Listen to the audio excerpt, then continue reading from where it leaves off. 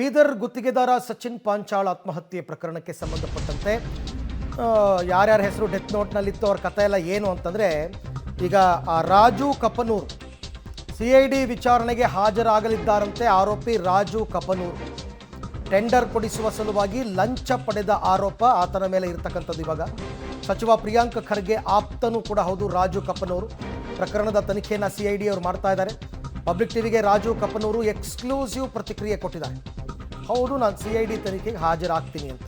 In fact ಇವರೆಲ್ಲ ತಲೆಮರೆಸ್ಕೊಂಡು ಯಾರೂ ಪೊಲೀಸರ ಕೈಗೆ ಸಿಗದೇನೆ ಆಗಿತ್ತು. ಬಟ್ ಈಗ CID ತನಿಖೆಗೆ ರಾಜು ಕಪನೂರು ಹಾಜರಾಗ್ತಾರೆ ಅನ್ನುವಂತಹ ಮಾಹಿತಿ, ಅದನ್ನು ಖುದ್ದು ರಾಜು ಕಪನೂರನ್ನೇ ಎಕ್ಸ್ಕ್ಲೂಸಿವ್ ಆಗಿ ಪಬ್ಲಿಕ್ ಟಿವಿಗೆ ಹೇಳಿರ್ತಕ್ಕಂಥದ್ದು. ಪರಿಚಯ ಹುಡುಗ ಅವನು ಆತ್ಮಹತ್ಯೆ ಮಾಡ್ಕೋತಿರ್ತಾನೆ. ಆ ಆತ್ಮಹತ್ಯೆ ಅದ ಹಂಗ ನಮಗೆ ಏನು CIDದವ್ರು ನಮಗೆ ಇವತ್ತೇನದ ನೋಟಿಸ್ ಕೊಟ್ಟಿದ್ದಾರೆ. ಅವ್ರು ನೋಟಿಸ್ ಇದು ಮೊದಲು ನಡೆದ ನನಗೆ 7 ತಾರೀಕು ಗೊತ್ತಾಯಿತು. ನಾನು 8 ತಾರೀಕು ಬರ್ಬೇಕಂತ ಹೇಳ್ದೆ. ಮತ್ತು 8 ತಾರೀಕು ನಮ್ಮ ವಕೀಲರು ಬಿಜಿ ಇದ್ದರು, ಅದಕ್ಕಾಗಿ ನಾನು ಬರೋಕ್ಕಾಗಲಿಲ್ಲ. ವಕೀಲರು ಕರ್ಕೊಂಬರ್ಬೇಕಂತ ಹೇಳಿ ವೇಟ್ ಮಾಡಿದೆ. 9 ತಾರೀಕು ಬೀದರ್ ಬಂದಿತ್ತು. ಬೀದರ್ ಬಂದು ಕರೆ ಕೊಟ್ಟಿದ್ದಕ್ಕಾಗಿ ನನಗೆ ಬರೋಕ್ಕಾಗಿಲ್ಲ. ಅದಕ್ಕೆ ಇವತ್ತು ನಾನು ಬಂದು ಏನದ CID ಏನು ತನಿಖೆ ಮಾಡ್ತಾಯಿದ್ದಾರೆ, ಆ ತನಿಖೆಗೆ ನಾನು ಸಪೋರ್ಟ್ ಮಾಡ್ತಾಯಿದ್ದೀನಿ. ಇದ್ರಾಗ ಯಾವುದೂ ನಂದು ತಪ್ಪಿಲ್ಲ ಅನ್ನೋಂಥ ಮಾತು ನಾನು ನಿಮ್ಮ TV ಮುಖಾಂತರ ಹೇಳಕ್ಕೆ ಬಯಸ್ತೀನಿ ಸರ್. ಅವರು ಕುಟುಂಬಸ್ಥರು ಆರೋಪ ಮಾಡ್ತಾರೆ ಸರ್, 1 ಕೋಟಿ ರೂಪಾಯಿ ಕೊಡುವಂಥ ತನಿಖೆ ಬಂದು ಮಾಡಿದ್ರು ಬೀದರ್ಗೆ ಅನ್ನುವಂಥದ್ದು ಹೇಳ್ತಿದ್ರು. ಸಚಿನ್ ಪಂಚಾಳಿಗೆ ನಾವು ಬ್ಯಾಂಕಿನ ಮುಖಾಂತರ ನಾವು ದುಡ್ಡು ಹಾಕಿದ್ದೇವೆ ಸರ್. 60-65 ಲಕ್ಷ ದುಡ್ಡು ನಾವು ಹಾಕಿವಿ. ಕೆಲವೊಂದು ದುಡ್ಡು ನಾವು ಕ್ಯಾಶ್ ಕೂಡ ಕೊಟ್ಟಿದ್ದೀವಿ.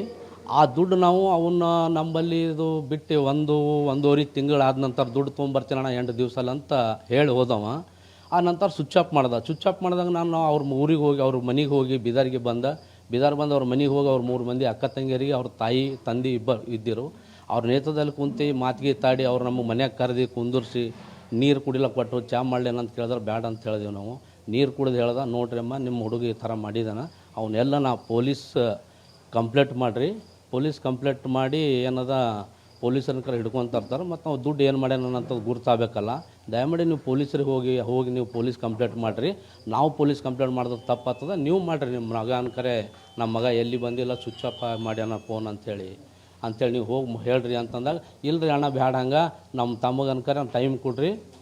ನೀವು ಟೈಮ್ ಕೊಟ್ಟಾಗ ಅನ್ಕರೆ ಒಂದು 15 ದಿನ 1 ತಿಂಗಳು ಟೈಮ್ ಕೊಡ್ರಿ, ನಮ್ಮ ತಮ್ಮ ಎಲ್ಲೇ ಇದ್ರೆ ಕರೆಸಿ ಏನದ ಕೂತಿ ಮಾತಾಡಮ್ಮಿ, ನಮ್ಮ ತಮ್ಮ ಯಾವುದೇ ದುಡ್ಡು ತೊಂದಿನೋ. ರಾಜು ಕಪನೂರು ಹೇಳಿಕೆ ಕೊಟ್ಟಿರ್ತಕ್ಕಂಥದ್ದು, ನಮ್ಮದೇನೋ ತಪ್ಪಿಲ್ಲ, ನಾನು CID ತನಿಖೆಗೆ ಸಹಕರಿಸ್ತೀನಿ, ಹಾಜರಾಗಿದ್ದೀನಿ.